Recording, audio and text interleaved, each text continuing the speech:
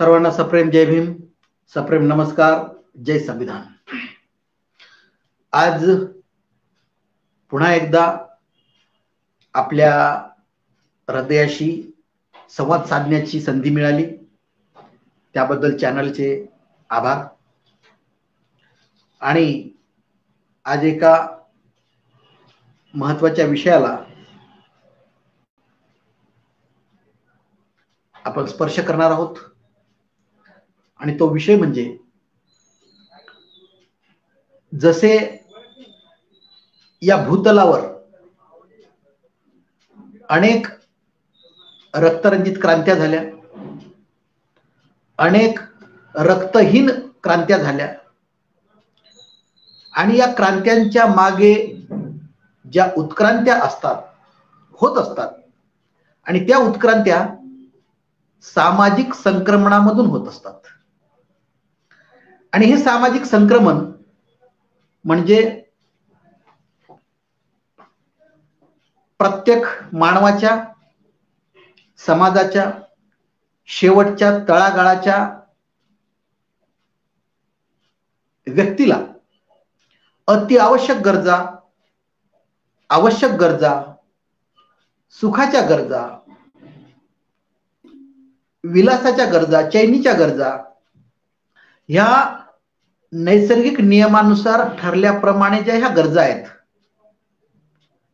ह्या गरजा पहिल्या बॉटम पासूनच्या अत्यावश्यक गरजेपासून ह्या गरजा सुरुवात होतात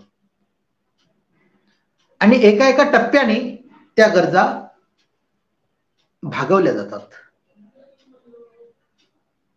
परंतु या प्रत्येक टप्प्यातल्या प्रत्येक गरजा ह्या जगातल्या शेवटच्या नागरिकापर्यंत जोपर्यंत जात नाहीत तोपर्यंत सामाजिक संक्रमणातील उत्क्रांती होत नाही। आणि जेव्हा या पद्धतीनं सामाजिक विकसनशीलता हळूहळू प्रगतिशील होत जाते, विकसित होत जाते, त्या पद्धतीनं या भूतलावरती नैसर्गिक नियमानुसार हा इतिहास घडला गेला नसल्यामुळे या भूतलावरती मानवी हक्कासाठी लढणारे लढे हे रक्तरंजित झालेले आहेत। यामध्ये आपण पाहिले, मग ते ग्रीक मधील एरुकागिनेची सुधारणा चळवळ असेल रक्तरंजित, अमेरिकन राज्यक्रांती असेल, त्याचप्रमाणे रशियातील कम्युनिझम क्रांती असेल, फ्रान्स मधली फ्रेंच राज्यक्रांती असेल, जपान मधली मेईजी क्रांती असेल, ह्या सगळ्या रक्तरंजित क्रांत्या। बरं, ह्या क्रांत्या होतात कधी आणि का होतात? त्याचं मुख्य आणि एकमेव कारण जर असेल तर ते कारण म्हणजे त्या त्या देशामध्ये, म्हणजे ज्या देशात ह्या क्रांत्या होतात त्या त्या देशामध्ये तेथील शेवटच्या नागरिकापर्यंत समता स्थापन झालेली नसते। मग ती समता आर्थिक असेल, सामाजिक असेल, शैक्षणिक असेल, सर्व प्रकारच्या क्षेत्रातील जी समता आहे ती समता स्थापन करण्यामध्ये तेथील व्यवस्था कमी पडते। परिणामी तेथील मानवी हक्काच्या चळवळी हे मग रक्तरंजितही होऊ शकतात आणि कुठल्याही मार्गाने होऊ शकतात। म्हणून या जगामध्ये ज्या काही प्राचीन जगाच्या इतिहासापासून ते आजपर्यंत ज्या काही रक्तहीन आणि रक्तरंजित क्रांत्या झाल्या, जगाच्या इतिहासामध्ये त्याची नोंद आहे। परंतु या क्रांत्या दोन प्रकारच्या आहेत, एक विघातक आणि दुसरी विधायक। रक्तरंजित क्रांतीच्या मार्गाने होणारी क्रांती ही तात्पुरती असते, टिकाऊ नसते, कायमस्वरूपी कधीच टिकाऊ नसते. त्याचं उदाहरण आपण पाहिलेलं आहे. रशियाची राज्यक्रांती झाली आणि 1990च्या काळामध्ये रशियाचं विघटन झालं. हे त्याचे परिणाम आहेत. परंतु जी रक्तविरहित क्रांती जिथं होते ती क्रांती मात्र टिकाऊ असते. आणि तीच रक्तविरहित क्रांती म्हणजे तथागत भगवान बुद्धांनी केलेली धम्मक्रांती होय आणि डॉक्टर बाबासाहेब आंबेडकरांनी केलेली संविधान क्रांती होय. आणि डॉक्टर बाबासाहेब आंबेडकरांनी केलेली जी संविधान क्रांती आहे त्या क्रांतीच्या अगोदर अनेक बाबासाहेबांनी येथील संविधान विरोधी शक्तीला म्हणजे मनुवाद्यांना, मनुस्मृतीला, मनुकुसंस्कृतीला वैचारिक पद्धतीनं समाजामध्ये बदल आणण्यासाठी रक्तविहीन क्रांती करण्याचा प्रयत्न केलेला आहे आणि जी टिकाऊ असते. जगामध्ये अशा प्रकारच्या अनेक क्रांत्या झालेला आपण इतिहास पाहतो, वाचतो. परंतु आम्ही बुद्धिजीवी वर्ग, आम्ही सद्विचारी व्यक्ती, जनता, माणसं असा कधीतरी विचार करतो का की ही क्रांती का झाली असेल, या क्रांत्या अशा का घडाव्या लागल्या असतील, का कराव्या लागल्या असतील, का केल्या असतील, काय गरज होती त्याला? अशा अनेक कारणांचा आम्ही विचार कधी करतोय का? आणि जर आम्ही कारणांचा विचार करत नसू, आम्ही त्या इतिहासामध्येच दफन करणार असू आणि त्या इतिहासाचं, त्या क्रांतीचं आत्ता आज 2025च्या काळामध्ये त्याची तुलना आम्ही करू शकत नसू किंवा त्याची गरज आम्हाला आता वाटत नाही असा जर भास होत असेल, किंवा महापुरुषांनी ती क्रांती केली म्हणून महापुरुष ठरले म्हणून आम्ही फक्त 14 एप्रिलला किंवा 19 फेब्रुवारीला किंवा 26 जूनला किंवा इतर 11 एप्रिलला म्हणजे त्या महापुरुषांच्या, क्रांतिकारकांच्या, त्या क्रांतिकारक महापुरुषांच्या स्मृती आणि जयंती दिनी पुष्पहार अर्पण करणे, अभिवादन करणे हेच आमचं कर्तव्य समजून जर आम्ही त्या क्रांतिकारकांच्या, महापुरुषांच्या इतिहासाचा विचार करत नसेल तर निश्चितपणे आम्ही त्या महापुरुषांच्या त्याग आणि संघर्षाला आणि समर्पणाला आम्ही न्याय देत नाही, हाच त्याचा एक प्रत्यक्ष अर्थ निघतो. न्याय देणं आपण तरी कोण आहेत? आपण काय न्यायाधीश थोडीच आहोत. परंतु एक मात्र निश्चित आहे की आमच्या जगण्या मरण्याचा प्रश्न आज 2025च्या काळामध्ये आमच्या जगण्या मरण्याचा, तेही स्वाभिमानानं जगण्या मरण्याचा प्रश्न जर त्या महापुरुषांच्या, क्रांतिकारकाच्या जीवन प्रणालीमध्ये जर क्रांती घडलेली असेल, त्या क्रांतीचा संबंध आमच्या आत्ताच्या स्वाभिमानाच्या जीवन मरणाच्या जगण्याशी संबंधित असेल तर आम्ही त्याचा विचार केलाच पाहिजे. ठीक आहे, आम्ही स्वार्थाच्या माध्यमातून या क्रांतीला पाहतो असं जर गृहीत धरलं तरी सुद्धा आम्ही सर्वसामान्य जनता आहोत, आम्ही काही महापुरुष होत नाहीये. अशी अनेक क्रांत्या केल्या आहेत. तथागत भगवान बुद्धांनी राजमहाल सोडून अणवाणी 40 वर्ष धम्माचं संशोधन केल्याच्या नंतर धम्माचा प्रचार आणि प्रसार करण्यासाठी फिरले. 6 वर्ष अणवाणी फिरत, ध्यान साधना करत धम्माचं संशोधन करून एक विज्ञानवादी धम्म आपल्याला दिला, विवेकवादी, मानवतावादी धम्म आपल्याला दिला. डॉक्टर बाबासाहेब आंबेडकरांनी याच धम्मक्रांतीला उजाळा देण्यासाठी धम्मचक्र प्रवर्तन करण्याच्या उद्देशाने, म्हणजेच या देशामध्ये मनुस्मृतीचं राज्य, मनुक्कू संस्कृतीचं राज्य प्रत्यक्ष अप्रत्यक्षरित्या बाहेरचे कितीही जरी आक्रमणकर्ते आले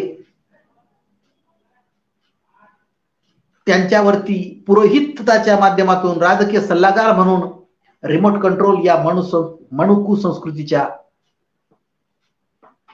माध्यमातून याच आर्यांचा म्हणजेच आत्ताच्या ब्राह्मणवाद्यांचा होता. आणि या देशामध्ये येथील मनुस्मृतीनुसार जे 4 वर्ण आहेत, ब्राह्मण, क्षत्रिय, वैश्य, शूद्र आणि अतिशूद्र, या 4 वर्णाच्या माध्यमातून येथील सर्वसामान्य जनता कुसांस्कृतिक ओझ्याखाली दबून जात होते.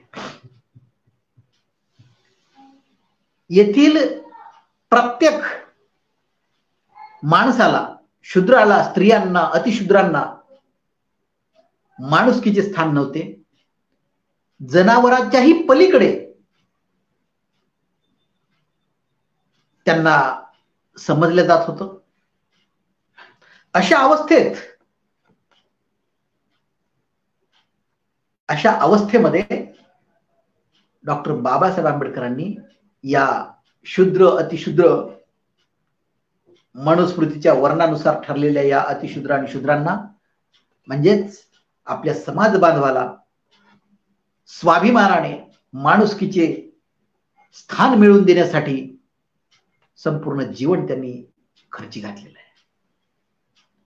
आणि यातील अनेक लढे, अनेक संघर्ष त्यांनी पदोपदी क्षणोक्षणी दिलेले आहेत. त्यामध्ये महाडचा सत्याग्रह असेल, काळाराम मंदिर प्रवेश असेल, ज्या तलावावरती जनावरांना, कुत्र्यांना, मांजरांना पाणी पिण्याची परवानगी होती, त्या तलावामध्ये शूद्रांना पाणी पिण्याची परवानगी नव्हती. माणसाला माणूस म्हणून त्या ठिकाणी पाणी पिण्याची परवानगी नव्हती. अशा समाजाला रामाच्या देवळाचं दर्शन घेण्याची सुद्धा परवानगी नव्हती.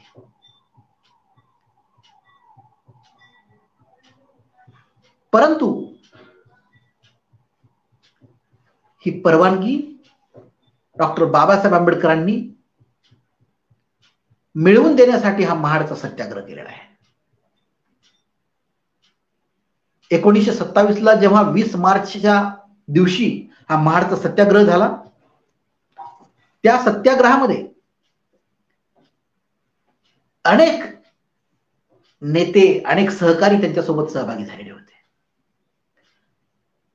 20 मार्च 1927 हा दिवस सामाजिक सबलीकरण दिन म्हणून इतिहासामध्ये प्रसिद्ध आहे. अर्थात समता दिन म्हणून भारताच्या इतिहासामध्ये तो प्रसिद्ध आहे. बघा, सामाजिक सबलीकरण म्हणजे समाजाचं सबलीकरण, समाज हा प्रबळ करण्यासाठी, बलवान करण्यासाठी हा दिवस त्या ठिकाणी इतिहासाला समर्पित झालेला आहे. आणि या समता दिनाची, या 20 मार्च महाडच्या सत्याग्रहाची अर्थात सामाजिक सबलीकरण दिनाची आवश्यकता जेव्हा डॉक्टर बाबासाहेब आंबेडकरांना वाटली, तेव्हा त्यांनी एक समिती गठीत केली. ती समिती नाशिक या ठिकाणी समिती स्थापन केली, ज्याला सत्याग्रह समिती म्हणतात. आणि त्या समितीमध्ये भाऊराव कृष्णाजी गायकवाड हे चिटणीस म्हणून होते. त्याचप्रमाणे केशव नारायणराव वर्धेकर हे त्या समितीचे अध्यक्ष होते. आणि त्याचबरोबर शंकरराव गायकवाड म्हणून त्या ठिकाणी सदस्य होते. अशा अनेक लोकांची मिळून त्यांनी ही सत्याग्रह समिती निर्माण केली आणि त्या समितीच्या मार्फत या 20 मार्च सामाजिक सबलीकरणाच्या दिनाची तयारी करण्यात आली.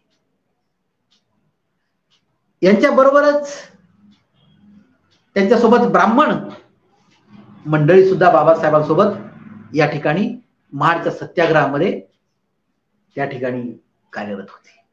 त्यामध्ये अनंत चित्रे असतील, गंगाधर सहस्त्रबुद्धे होते, सुरेंद्रनाथ टिपणीस होते, ही मंडळी सुद्धा त्यांच्यासोबत होती. सांगायचं तात्पर्य असं की डॉक्टर बाबासाहेब आंबेडकरांनी केवळ ब्राह्मणांना विरोध म्हणून कधीच सत्याग्रह किंवा कधीच त्यांच्या विरुद्ध कुठल्याही प्रकारचं कार्य केलेलं नाही. तर ब्राह्मण्य ही वृत्ती, ब्राह्मण आणि ब्राह्मण्य वृत्ती यामध्ये फरक आहे. ब्राह्मण हा माणूस असतो आणि ब्राह्मण्य वृत्ती ही मानवता विरोधी असते.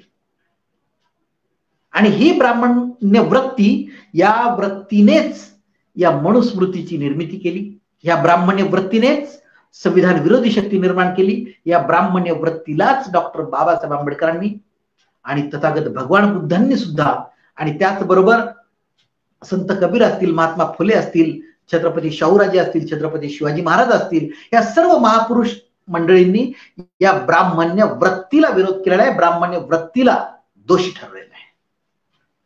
आणि त्याच ब्राह्मणी वृत्तीच्या विरोधामध्ये महाडचा सत्याग्रह हा 20 मार्च 1927 ला इतिहास घडला गेला. आणि हाच काळाराम मंदिर प्रवेशाचा इतिहास सुद्धा याच ब्राह्मण्य प्रवृत्तीच्या विरोधामध्ये, ब्राह्मण्य वृत्तीच्या विरोधामध्ये घडलेला आहे. आणि आज म्हणजे उद्या त्याचा हा स्मृती दिन आहे. या स्मृतीचा उजाळा नेहमी व्हावा यासाठीच डॉक्टर बाबासाहेब आंबेडकरांनी त्यांच्या जीवनभरामध्ये ज्या ज्या क्रांत्या केल्या, मग ते आजचा महाडचा इतिहास असो, सत्याग्रहाचा इतिहास असो, काळाराम मंदिर प्रवेश असो जो 6 वर्ष चालला होता, त्याचप्रमाणे 14 ऑक्टोबर 1956 ची धम्मक्रांती असो, 26 नोव्हेंबर 1949 ची संविधान क्रांती असो, त्याचप्रमाणे वेगवेगळ्या क्षेत्रातील त्यांच्या क्रांत्या असो, ह्या सगळ्या क्रांत्यांचा घटनाक्रम यासाठी झालेला आहे की आपण आजच्या 2025च्या काळामध्ये सुद्धा त्या क्रांतीचं महत्व आणि आजच्या आमच्या ज्या काही समस्या आहेत, सामाजिक समस्या असतील, राजकीय समस्या असतील, आर्थिक समस्या असतील, शैक्षणिक असतील, विविध क्षेत्रातल्या समस्यांचं निराकरण या क्रांत्यांमध्ये आपल्याला आहे. म्हणून त्या क्रांत्यांची आठवण आणि स्मृती, त्याचा उजाळा आम्हाला नेहमीच दिला पाहिजे. आज आम्ही पाहतोय, आपण म्हणतो की काल झालेल्या, भूतकाळात घडलेल्या घटनांचं आता काय घेणं आहे. साधं उदाहरण देतो. समजा मी जर एखाद्या मोटारसायकलवरून 10 दिवसापूर्वी एखाद्या रस्त्याने जात असेल आणि त्या रस्त्याने जात असताना अनावधानानं माझ्याकडून दुर्लक्ष झालं आणि मी एखाद्या दगडाला ठेच दिली, गाडीवरून पडलो, मला थोडस मार लागला, पाय मोडला आणि मी काही कालावधीनंतर बरा झालो. आणि जर कदाचित पुन्हा त्याच मार्गाने, त्याच रस्त्यावर गाडीवर मला जायचं असेल आणि तो दगड त्या ठिकाणी तसाच असेल, तर मी त्या दगडाला पाहिल आणि कधी पुन्हा पडणार नाही. म्हणजे त्या दगडामुळं पडण्याची घटना ही भूतकाळातली, परंतु आज मी त्याच मार्गाने जातोय, आठवण ठेवावी लागेल का नाही. म्हणजे आज ज्या 2025च्या काळामध्ये ज्या काही आमच्या समस्या आहेत, ज्या काही वेगवेगळ्या प्रकारच्या आमच्या समस्या आहेत, त्या समस्येचं निराकरण त्या क्रांतिकारकांच्या, महापुरुषांच्या क्रांतीच्या मध्ये त्याचं निराकरण आहे. आणि म्हणून आम्हाला त्या क्रांत्यांची आठवण ठेवणं, शेवटच्या श्वासापर्यंत ठेवणं हे आमचं कर्तव्य समजतं.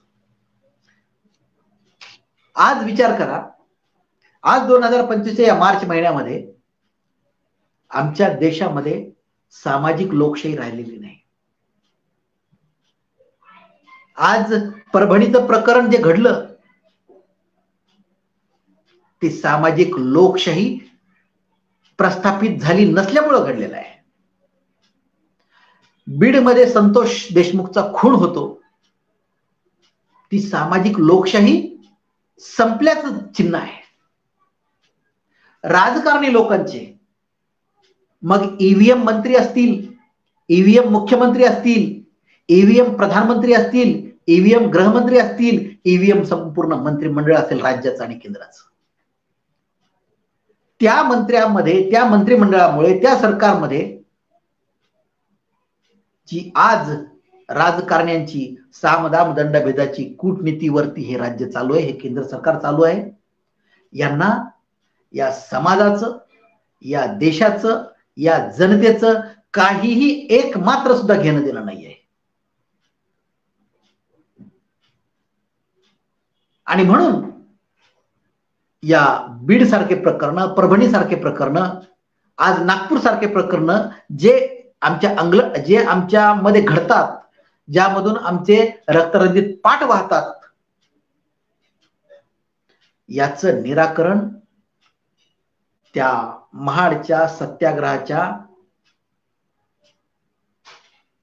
क्रांतीमध्ये आहे. कारण डॉक्टर बाबासाहेब आंबेडकरांनी या देशामध्ये माणसाला पाणी मिळू नये आणि ते पाणी मिळवून देण्यासाठीच हा सत्याग्रह केला. म्हणजेच सामाजिक लोकशाहीची त्या ठिकाणी मुहूर्तमेढ रोवण्याचं काम त्यांनी केलेलं आहे.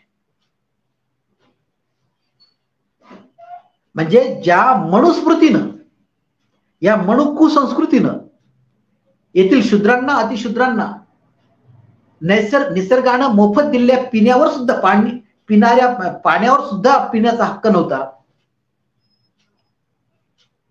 जो निसर्ग या संपूर्ण पृथ्वी तलावरील सर्व सुविधा देत असताना सुद्धा त्याच्यावरती हक्क एका विशिष्ट वर्गाचा असेल आणि खालच्या स्तराच्या लोकांना त्यांचा अधिकार नसेल, तर अशा प्रकारच्या या निसर्ग नियमावर आधारित असलेल्या हक्कावरती जर आमचा हक्क नसेल, त्यासाठीच या महाडच्या सत्याग्रहाची क्रांती झाली आहे. आणि आज आम्हाला संविधानाने स्वातंत्र्य, समानता, न्याय आणि बंधुता ही प्रदान केलेली मूलतत्वे असताना सुद्धा आज येथील मनुस्मृती, जी मनुस्मृती डॉक्टर बाबासाहेब आंबेडकरांनी 1927 ला जाळली, त्याच मनुस्मृतीचं जे दानवी तत्वज्ञान आहे, त्याच दानवी तत्वज्ञानाच्या आधारावर आज येथील केंद्र सरकार आणि राज्य सरकार खुर्चीमध्ये बसलेलं आहे, सत्तेवर बसलेलं आहे.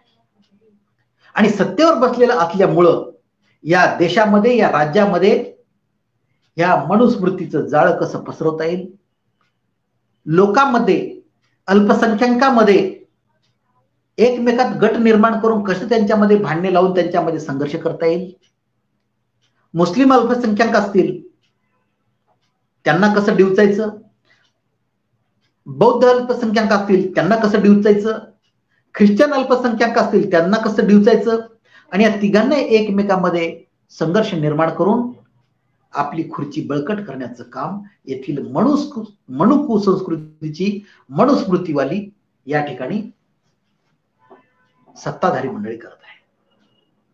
म्हणजेच डॉक्टर बाबासाहेब आंबेडकरांनी जी मनुस्मृती जाळली, त्याच कुसंस्कृतीच्या, त्याच कुग्रंथामधल्या कुतत्वज्ञानावर आधारित आजचं केंद्र सरकार आणि आज महाराष्ट्रातलं राज्य सरकार राज्य करते.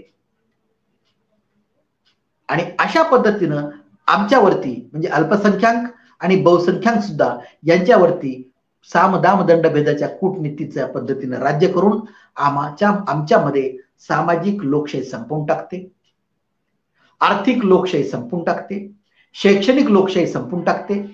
म्हणजे एकंदरीत विषमतावाद या ठिकाणी पेरून माणसामध्ये भेद निर्माण करण्याचं काम, माणसामध्ये तेढ निर्माण करण्याचं काम, मग ती जातीय तेढ असेल, धार्मिक तेढ असेल, वेगवेगळ्या प्रकारचे संघर्ष असतील, आणि या संघर्षाच्या माध्यमातून या देशामध्ये संविधानिक मूल्य संपवण्याचं काम, संविधानिक तत्वज्ञान संपवण्याचं काम, जे स्वातंत्र्य निसर्ग नियमावर आधारित आहे, जे समानता जी निसर्ग नियमावर आधारित आहे, जी बंधुता जी निसर्ग नियमावर आधारित आहे, जो न्याय निसर्ग नियमावर आधारित आहे, अशा चारही संकल्पना कशा पद्धतीने नष्ट होतील यासाठीच पुरेपूर प्रयत्न येथील केंद्र सरकारतर्फे, राज्य सरकारतर्फे जे आमच्या मूलभूत मताच्या अधिकाराला हिरावून घेऊन ईव्हीएमच्या माध्यमातून सत्तेवर बसलेले आहेत. त्यांचा हा आटोकाट प्रयत्न यासाठी आहे की गेल्या 100 वर्षापूर्वी या RSS ची निर्मिती झालेली आहे आणि या 2025 ला 100 वर्ष पूर्ण होतात. त्या 100 वर्षाच्या पूर्ती निमित्त या मनुस्मृतीला पुन्हा एकदा लादण्याचं काम या केंद्र सरकारतर्फे आणि राज्य सरकारतर्फे संपूर्ण देशामध्ये चालू आहे. आणि या वृत्तीला, या मनुकृ संस्कृतीला जगाच्या वेशीवर टांगण्याचं काम मला, आपल्याला आणि आपणा सर्वांना करायचंय. कारण हेच की ज्या डॉक्टर बाबासाहेब आंबेडकरांनी आम्हाला याच 75 वर्षापूर्वी या मनुकुळ संस्कृतीच्या गुहेच काळोखाच्या इतिहासातून आमच्या कॉलरला पकडून बाहेर काढलं आणि भर दुपारच्या 12 वाजेचा सूर्य तळपवत एक प्रकाशाचा ठेवा आम्हाला दिला आणि त्या ठेव्यामधून आम्ही 75 वर्षामध्ये एवढे आमचे डोळे दिपले की आम्ही अजूनही डोळे चोळत आहोत. एवढ्या प्रखर प्रकाशामध्ये आणलेला असताना आम्ही पुन्हा 75 वर्षापूर्वीच्या गुलामीमध्ये जाऊ शकणार नाही, जाणार नाही आणि जाऊ देणार नाही, अशा पद्धतीचा दृढ विश्वास आम्हाला करणं भाग आहे. कारण आम्ही बाबासाहेबांची लेकरं आहोत, आम्ही संविधाननिष्ठ आहोत, आम्ही संविधानवादी आहोत, आम्ही बुद्धिवादी आहोत, आम्ही बुद्धवादी आहोत, आम्ही माणूस आहोत, आम्ही मानवतावादी आहोत, आम्ही विवेकवादी आहोत, आम्ही विज्ञानवादी आहोत, आम्ही डोळस आहोत, कर्मवादाच्या सिद्धांताचे आम्ही पाईक आहोत. आणि हा सिद्धांत हे तथागत भगवान बुद्धाच्या धम्माचा तत्वज्ञान हे मानवतावादी आहे, विवेकवादी आहे, विज्ञानवादी आहे आणि या तत्वज्ञानामध्ये संपूर्ण जग सामावलेलं आहे. आणि या संपूर्ण विश्वाला आज 2025च्या काळामध्ये शांततेची आवश्यकता आहे. ज्या तथागत भगवान बुद्धांचं जेव्हा महापरिनिर्वाण झालं त्याच्यानंतर 10 वर्षांनी जन्मलेले ग्रीक मधले सॉक्रेटिस, जे सॉक्रेटिस या लोकशाही विचार प्रणालीमध्ये सोफिस्टिकेटेड कुसंस्कृतीनं जेव्हा घाला घातला, त्या सोफिस्टिकेटेड कुसंस्कृतीचे पहिले बळी जगातले जर कोणी असतील तर सॉक्रेटिस. आणि त्यांचं बलिदान म्हणजे एक प्रकारचे जगाचे पहिले शहीद असंही म्हणायला हरकत नाही, अतिशयोक्ती होणार नाही.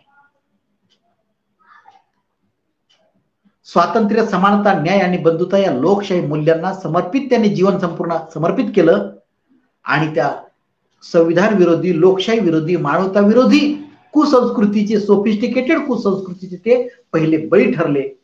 त्यांचं बलिदान आम्हाला वाया घालवायचं नाहीये. आणि म्हणून या 20 मार्च 1927 ला जो आणखी 2 वर्षांनी 100वा आपण त्याचा स्मृतिदिन साजरा करणार आहोत, तर त्या महाडच्या सत्याग्रहाच्या माध्यमातून आज रोजी जे आमच्या समोर प्रश्न आहेत त्या प्रश्नाची निराकरण अशा प्रकारच्या मानवतावादी आणि मानवता विरोधी शक्तीच्या संघर्षामध्ये दडलेलं आहे. आणि त्याचं पुरेपूर निराकरण महाडच्या सत्याग्रहाच्या कारणामध्ये या ठिकाणी ते कारण दडलेलं आहे. आणि त्या कारणाचा परिणाम जेव्हा तसा झाला तसा आज सुद्धा परिणाम आज आपण पाहतो की आपली महिला सुरक्षित नाही, आपली लेकरं सुरक्षित नाहीत, आपल्याला कुठल्याही प्रकारच्या समस्येला पहिल्यांदा तोंड द्यावं लागतं. आणि कुठेही जर दंगल झाली, कुठेही सर्वसामान्य जनतेमध्ये संघर्ष पेटला तर त्या ठिकाणी बळी पडतो तो केवळ आणि केवळ येथील सर्वसामान्य नागरिक आणि जनता. आणि हे सर्व घडवून आणणारी ही मनुवादी कुसंस्कृती या सत्तेवर बसलेली आहे, तीच या संपूर्ण रक्तरंजित या पाठाला कारणीभूत आहे. आणि तिला जर आपल्याला जगाच्या वेशीवर टांगायचं असेल तर आपण निश्चितपणे हा मार्ग स्वीकारला पाहिजे की डॉक्टर बाबासाहेब आंबेडकरांनी त्यांच्या 65 वर्षाच्या आयुष्यामध्ये जेवढ्या काही जेवढ्या काही क्रांत्या केल्या, महाडचा सत्याग्रह असू द्या, काळाराम मंदिर प्रवेश असू द्या, त्याचप्रमाणे वेगवेगळ्या प्रकारचे भाषणं असू द्या, वेगवेगळ्या प्रकारच्या क्रांत्या असू द्या, त्या सगळ्या क्रांत्याचं कारण एकच, आणि ते म्हणजे संविधान जागृती, देशाची प्रगती आणि संविधानाची आविष्कारिकता हीच आपल्या देशाची खरी ओळख असणार आहे. त्याशिवाय अन्य मार्ग राहणार नाही. कारण डॉक्टर बाबासाहेब आंबेडकरांनी एवढ्या क्रांत्या केल्या, परंतु त्यांच्यामध्ये सर्वात श्रेष्ठ आणि महान क्रांती ठरली ती म्हणजे संविधान क्रांती.